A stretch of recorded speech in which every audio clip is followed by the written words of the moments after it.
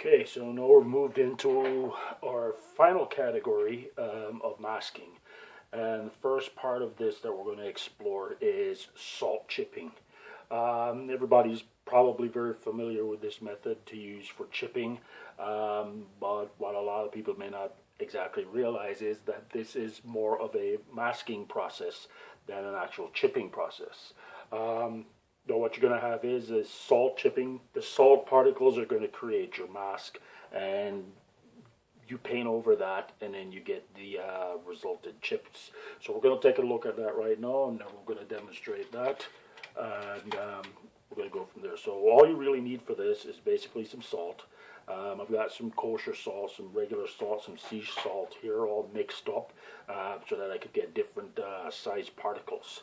Next thing you're just going to need is just some plain water. This is still some water left back from my previous reverse chipping process, and then we're going to get into that. So, there's several different ways I've heard people say to do this, but this is the way that I learned it, and this is the way I'm going to demonstrate it. So we're just going to get the water down.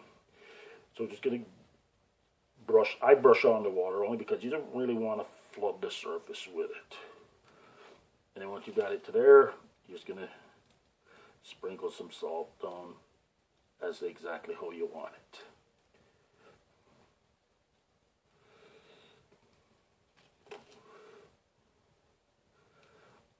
There isn't a lot of control that you're going to have on this. I mean, the salt chips are just going to fall wherever,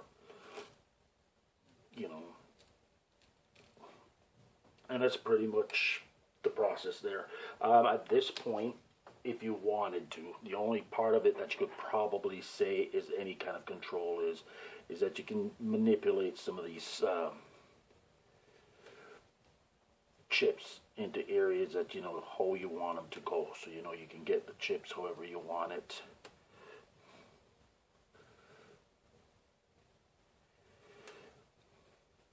And just move them around that way. You can even come in with a toothpick and just gently persuade them to go where you want them to go. Then essentially here now, you're just going to leave that for this to completely dry. It's got to be completely dry before you move on to the next stage. So once the water is completely evaporated, you're going to find that the salt crystals are going to stay pretty much stuck to the surface. So what happens here is the salt is partially dissolved on the surface with the water, and then as soon as that dries, it basically serves almost like a glue. So they're kind of stuck to the surface. So next thing you're going to do after this, once it's fully dried, is apply your color.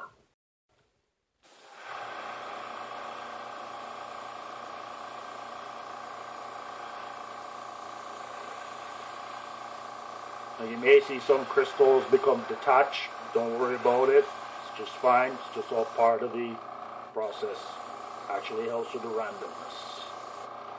So once you've got your coat on, you'll leave your paint coat to dry. Now once your paint is dried, you just can come in. An old toothbrush, a stiff paintbrush, doesn't matter, your finger, however you need to do it. And we're just going to brush it all off. Now in some very extreme cases, you may need to run it under some water to get the salt off. Some cases you don't. So, and that is basically what you end up with your salt method. Now the only drawback with the salt method is you'll see it in little areas here, some little dull areas here. It's fogging from the salt. It is a bit of a pain in the ass because it does look kind of nasty, and you'll see it probably more on some of the other surfaces, but don't worry about it. You're not ruined. You don't have to go back in and start washing it down and scrubbing down. Yes, it'll help to wipe it down with some water, but best way to get rid of the salt fogging is once you put a clear coat over it, that's just gone. So that's salt masking in our last category.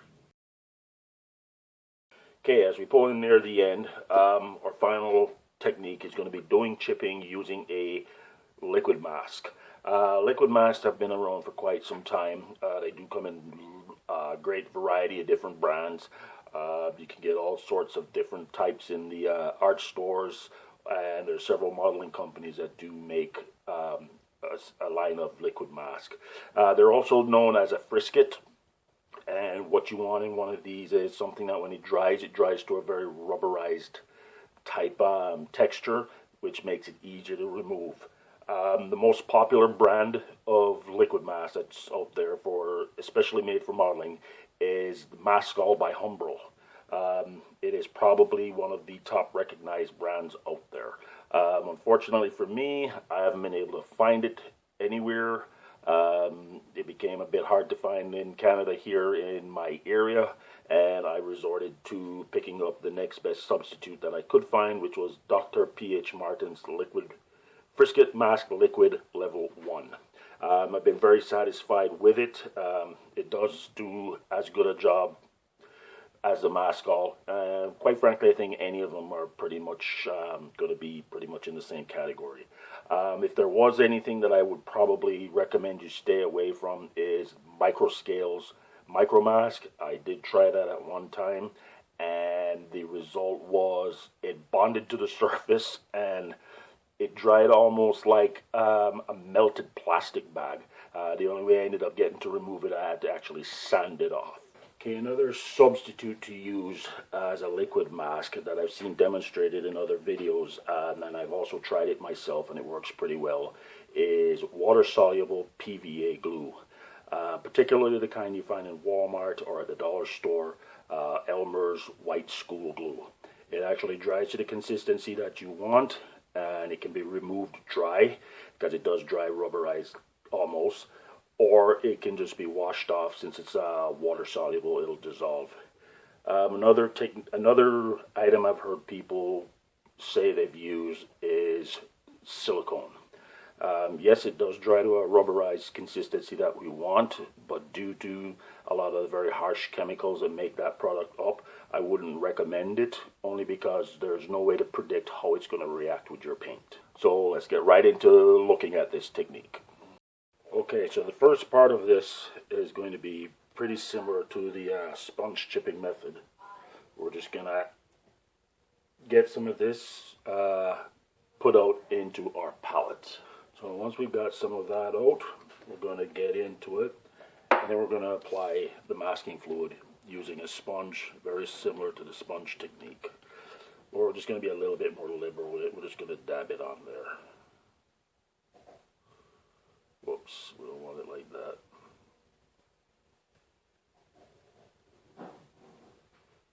Feather that a little bit.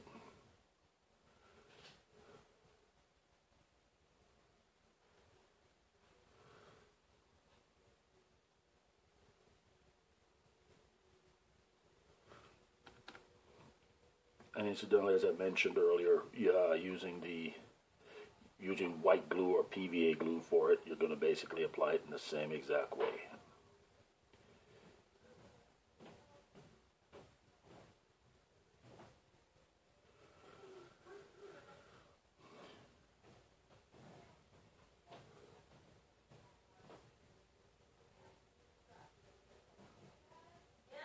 And we're just going to leave this to dry once we've covered the area that we want.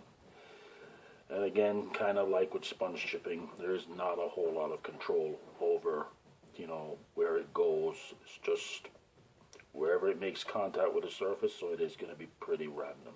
Now, the unfortunate thing with this particular product, and this is where something like the Maskall or even the Additive type comes into play, is once this thing gets dried, it goes clear. So it's kind of hard to see where it is. With the Maskall, it still dries to that purplish color that it's got, and the Additive one and some of the other ones dries to their like a slightly opaque, translucent kind of blue color. This is just going to go completely clear.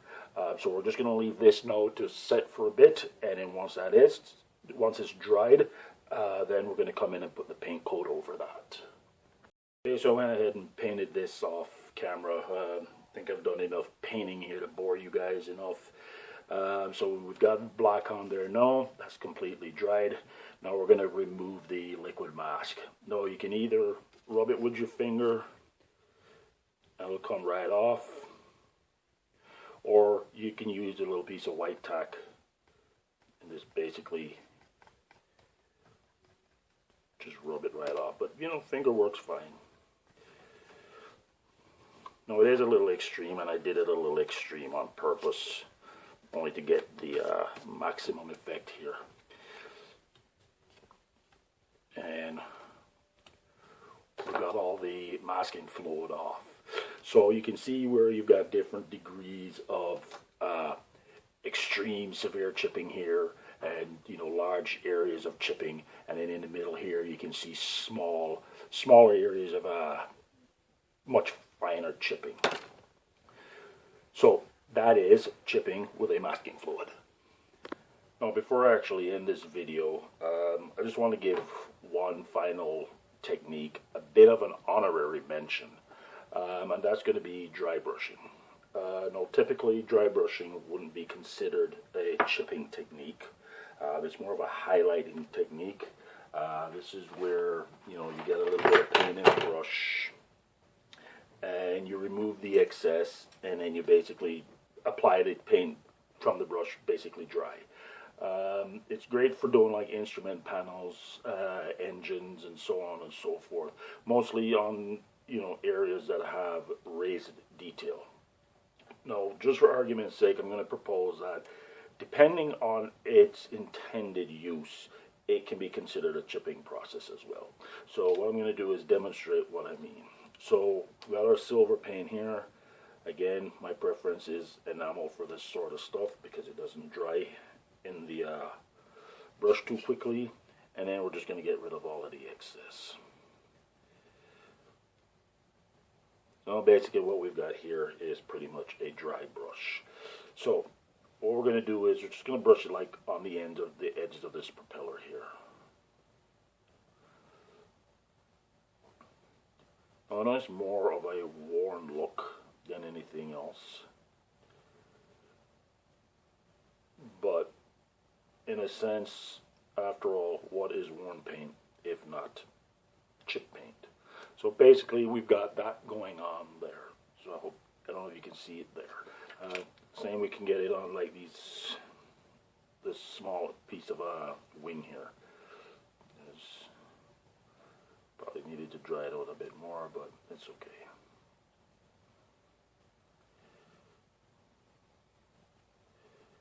But like I said, depending on how it's being used, it can be used to sort of be a bit of a chipping process.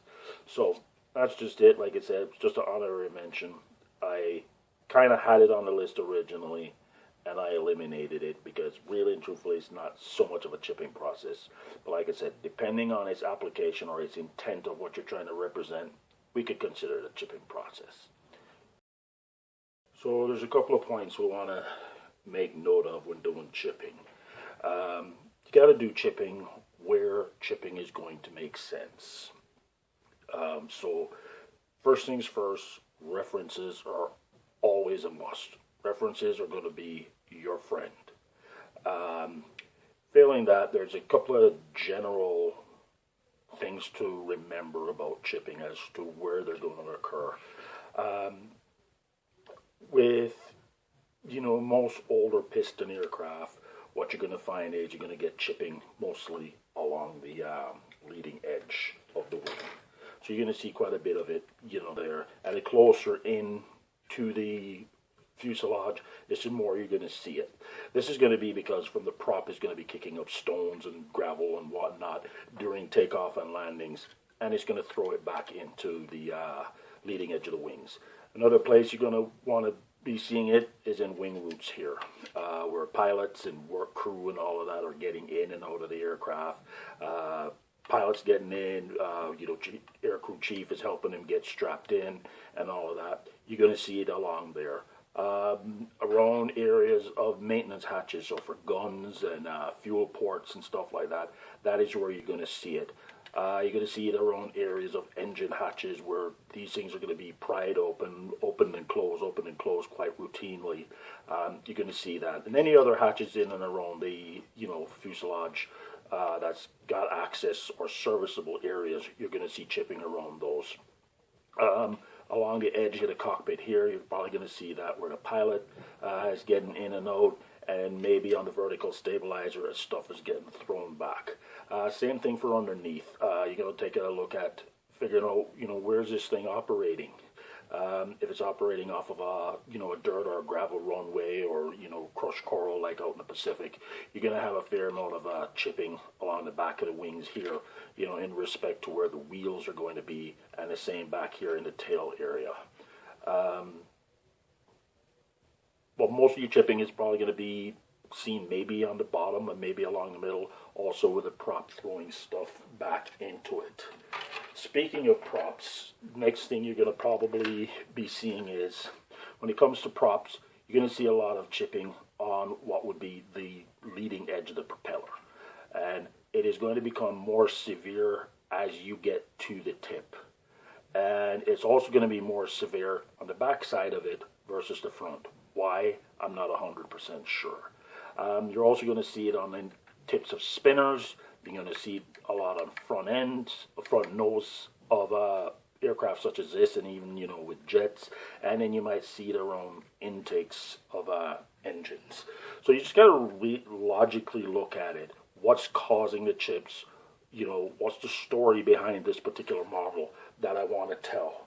And, coming into, like I said, the jet aircraft, you can do the same thing. So it's going to be along the leading edges. It's going to be on the noses. It's going to be along the intakes of stuff like that. You're going to want to look at things like drop tanks, along the bottom of drop tanks, on the front of drop tanks, around the refueling areas of the drop tanks, so on and so forth. So you want to think about that. Same with tanks.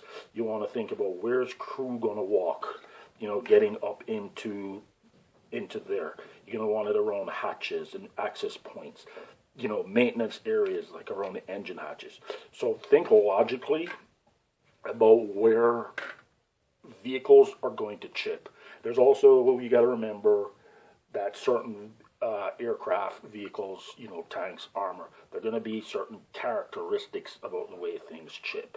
That you're going to see certain chipping patterns on just about every single aircraft of that kind.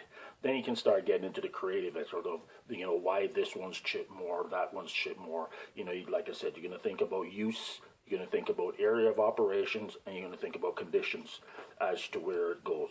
And there's a lot of physics involved with it too, because you're not going to see, chipping in areas where there's absolutely no way something's going to chip it. Because what's going to cause a chip or a scratch? Something hitting it or something rubbing on it. So you got to really think about that and think about that part logically.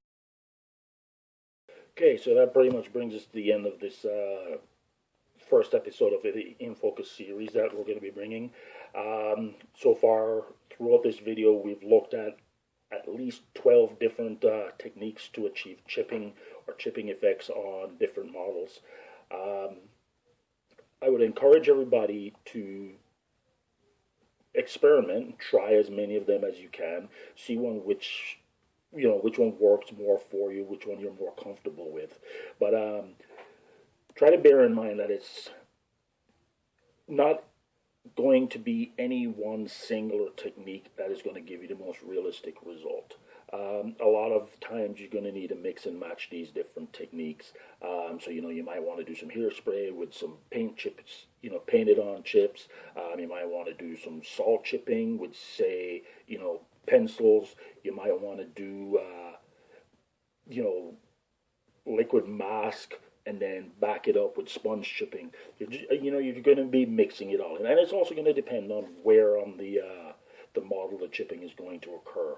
That is going to also dictate what's the best process that you want to use for that. So there's going to be a follow-up to this video, kind of like a chipping part 2, where I'm going to look at where we can use some of these chipping techniques to achieve other effects other than chipping. So like some paint degradation, some paint wear, some tonal variation, kind of similar to what I did when I did the repaint on my Bristol Bullfighter from Tamiya.